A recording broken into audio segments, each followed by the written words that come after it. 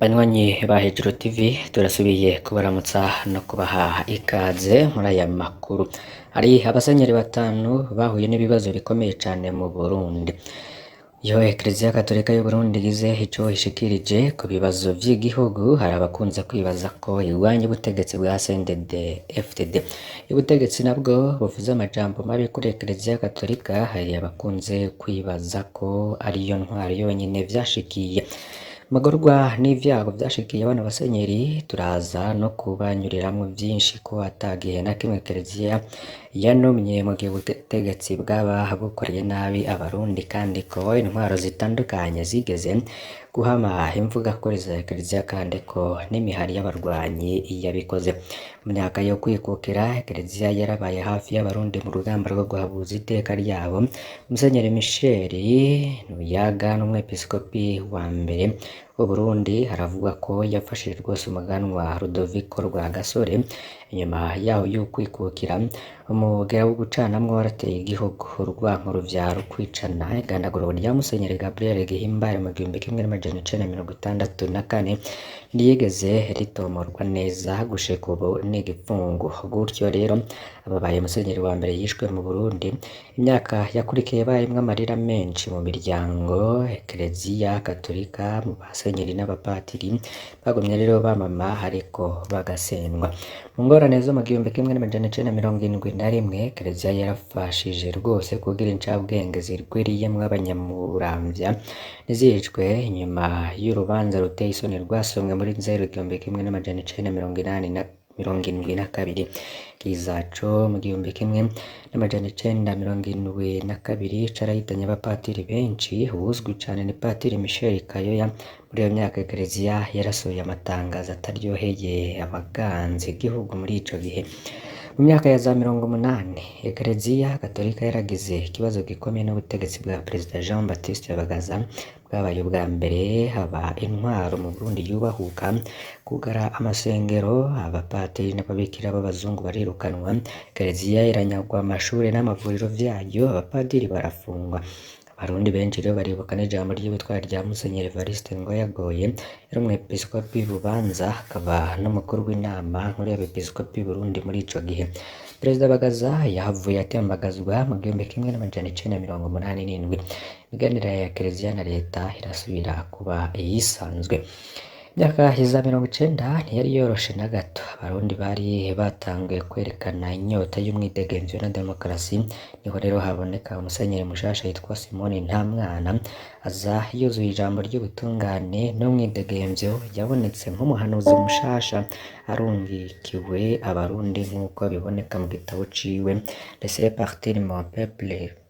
Kumwe Musa yabwira Farawoni muri Egiputa ati rekura ubwoko bw'Imana bugende. Mu 1991 haravutse ishirahamwe rya mbere riharanira agateka ka muntu Ligue Iteka, maze Musenyeri Simoni Ntamwana na Musenyeri Bernardo Bududira baba mu barishinze. Amatora rero yarakurikiye mu 1993 yazanye umwizero wa demokarasi, ariko indyane zikomeye zica zirasubira mu Burundi. Indiri z'abarundi rero baricwa, abandi barahunga, intambara yinjira mu gihugu, Burundi buratabagara.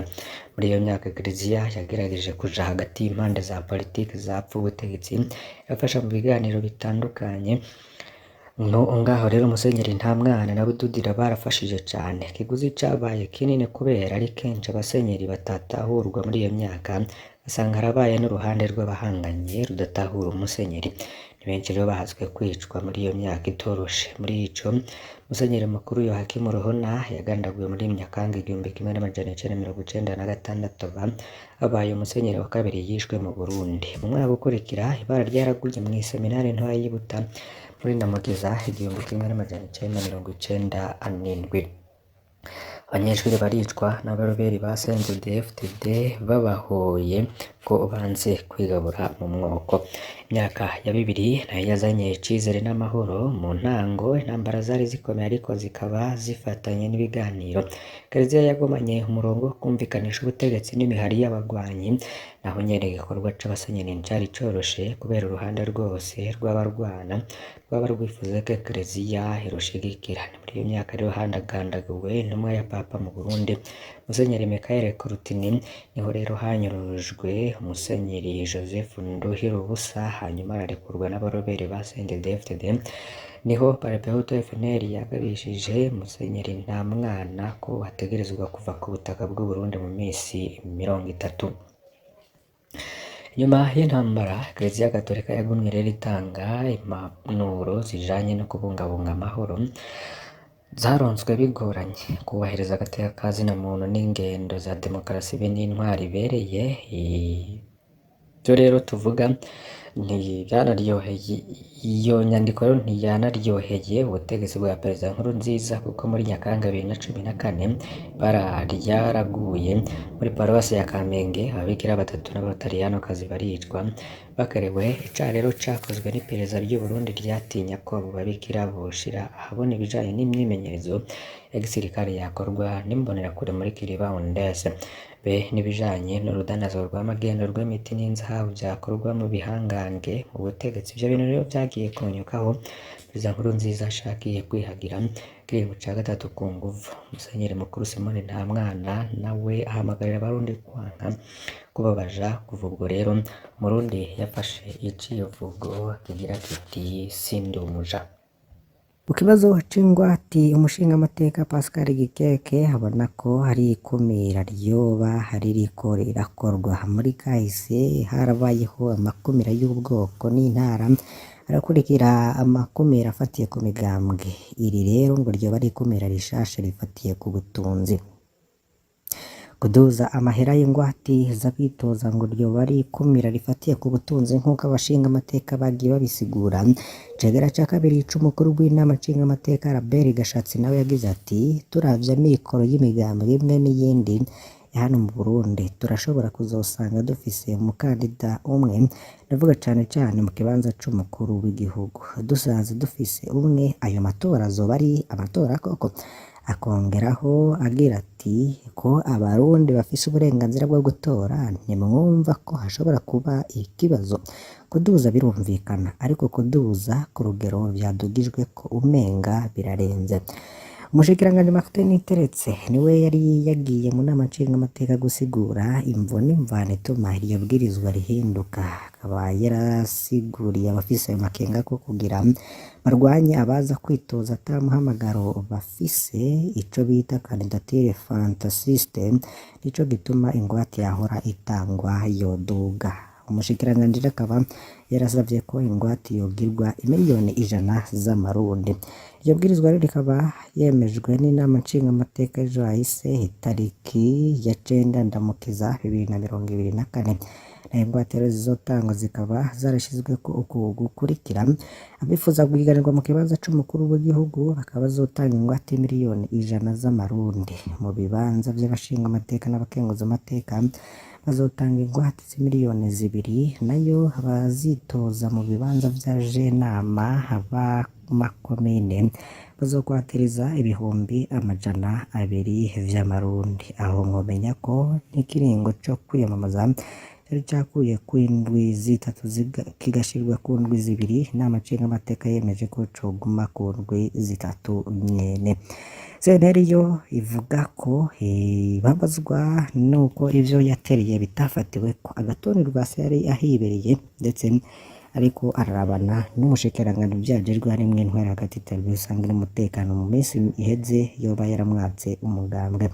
Umugambwe CNL rero uranegura ko intererano zatanzwe kugira zifashe mu nteguro y'itegeko rigenga amatora hariho zitafatiwe ko, kandi zari gufasha kugira amatora abe nta makemwa.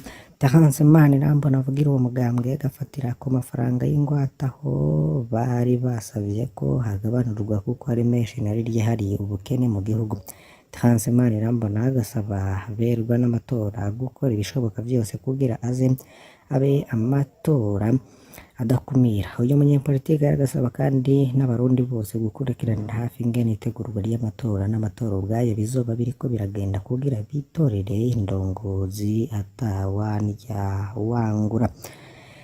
Ni ibibazo rero bikomeye cane vyagaragaye aho mu nama nshingamateka mu gihe umushikiranganji ajejwe harimwo intwaro hagati y'iterambere rusange n'umutekano Martin Teretse ariko apresenta navuga impinduka zabaye mu matora, ariko abashingamateka bamwe bamwe bakaba baravyanze bavuga ko kuduza amahera y'ingwati mu kibanza c'umukuru w'igihugu vyoba ari ikumira rifatiye ku butunzi, kuko hashobora kugaragara umukandida umwe mu kibanza c'umukuru w'igihugu ariko ariyamamaza. Ni impungenge rero abenshi boba bafise, benshi rero babonye izo miliyoni zishaka kwijana bibaza niba Nestor Girkwishaka azozibona ngo ahatane muri ayo matora ya 2025 hamwe na 2027.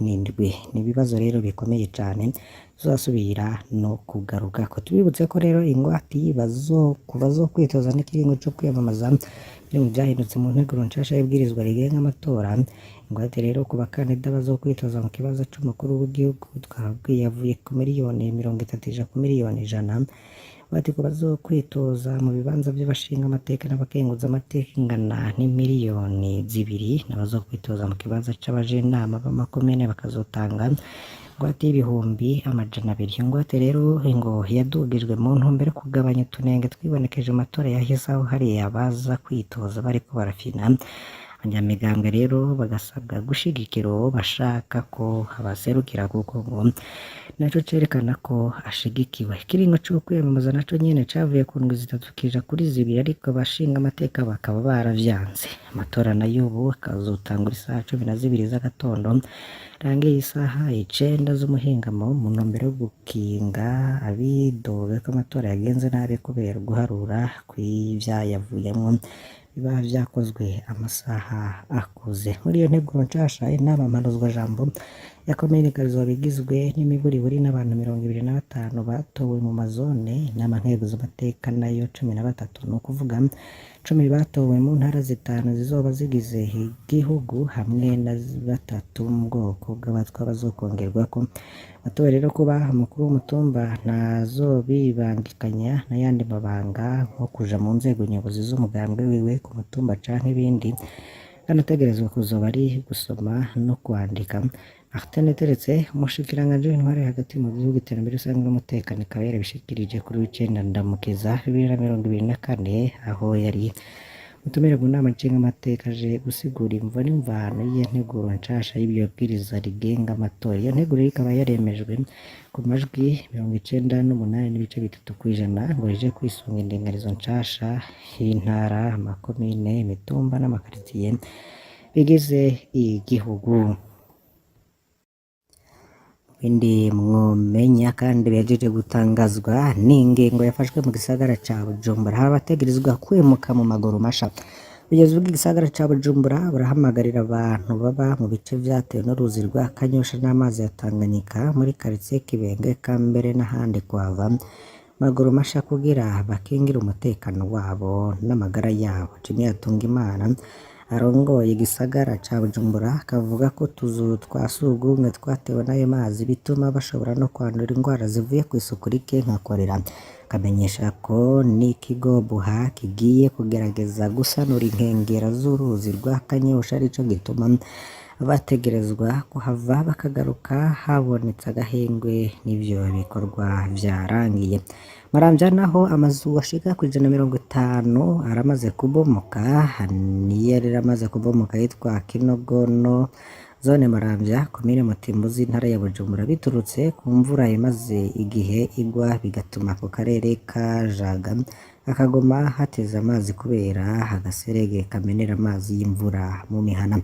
Abanyagihugu baba muri ico gice bakavuga ko babayeho mu buzima butoroshe, bemeza ko uretse kubura aho babikika umusaya bafise n'amakenga ko bashobora kwandura indwara ziturutse ku isuku rike kubera atatuzu twa sugumwe tukiyarangwa, kandi benshi bagwaye ibimeme n'imvuja kubera ayo mazi. Frediane niyo nkuru ni umwe mu bajejwe intwaro aho mu Kinogono, akamenyesha ko abo arongoye bari mu kangaratete kuko babayeho mu buzima budasanzwe, mbere hari n'abaza bakitswe n'amagara kubera uyu mwuzurira. Yabo banyagihugu eka n'indongozi bakaba basaba abogira ico bafashije kubikorana cane cane amahema n'imfungurwa. Olukome rero ivuga ko ata cizere ifitiye ishirahamwe Sopubu ryashinzwe ibijanye n'igitoro. Gabriel Rufyiri arongoye iryo shirahamwe Olukome avuga ko atangazwa n'ingene leta idakura icirwa ku mashirahamwe atari make imaze gushinga bikarangira homvye, n'ayitwa ko akora agakora nk'ayadahari. Akaba yabishikirije mu kiganiro n'abamenyesha makuru kuri uyu wa 11 Ndamukiza 2024 yerekana amakenga afise kwishirahamwe Sopebu riheruka gushingwa ngo ritunganye ivy'igitora. Avuga ko ibintu bizoyangara gusumba kuko ngo ngizo urwego nshingo ntwaro havuyemo umwe wenyene, abandi nabo muri leta kindi ngo nuko ariyo izosuzuma ibikorwa vyaryo byose. Rufyiri remeza ko ibintu vyatanguye kurangara kuva muri Republika ya gatatu ku ntwaro ya Petero Buyoya, amashirahamwe nka Kotebu, Kojeriko, Verundi, Otrabu, Osibu n'ayandi yashinze atagihari. Yani mashirahamwe nka Regideso, Nateri, Onatur, Burundi n'ayandi ngo akora nk'ayadahari, mbere ngo aheranye amafaranga angana n'imiliyaridi 1,500,000. Kubw'ivyo ngo biramaze kuboneka ko leta ari umudandaza mubi. Anegura ko mu kingi z'imbono y'igihugu giteye imbere harimwo guteza imbere igisata c'umuyagankuba, amazi, ubutare n'inyubako, ariko amashirahamwe nka Regideso, Buha, ARB n'ibisata vy'ubutare bicumbagira ku buryo igihugu kimara hafi imyaka ibiri kidafise umuyagankuba, amazi n'ibitoro, mbere n'amahera yinjira mu kigega c'igihugu avuye mu butare aguma ari make. Anegura kandi ukuntu Buha ariyo yiha amasoko mbere ikanisuzuma, akabona ko gushingwa kwa amashirahamwe ari gukumira igisata c'abigenga kandi arico cari guteza imbere igihugu. N'abayashinga ngo boba barwanya leta kugira ngo nishike ku mbona kazoza y'igihugu giteye imbere kuko ngo biha uburusho burengeye. Turabakengurukiye cane banywanyi bacu mudahwema gukurikira imbonesha kure ya Hejuru TV. Mbasabe kugira ngo ntimuze gucikwa n'ayandi makuru tuza kubagezaho muri uyu mugoroba. Fyonda kuri subscribe canke sabone niba utari wafyondako, bibuke no kubisangiza bagenzi bawe kugira badacikwa n'amakuru yose tubahereza kuri iyi mbonesha kure. Imana ibahezagire.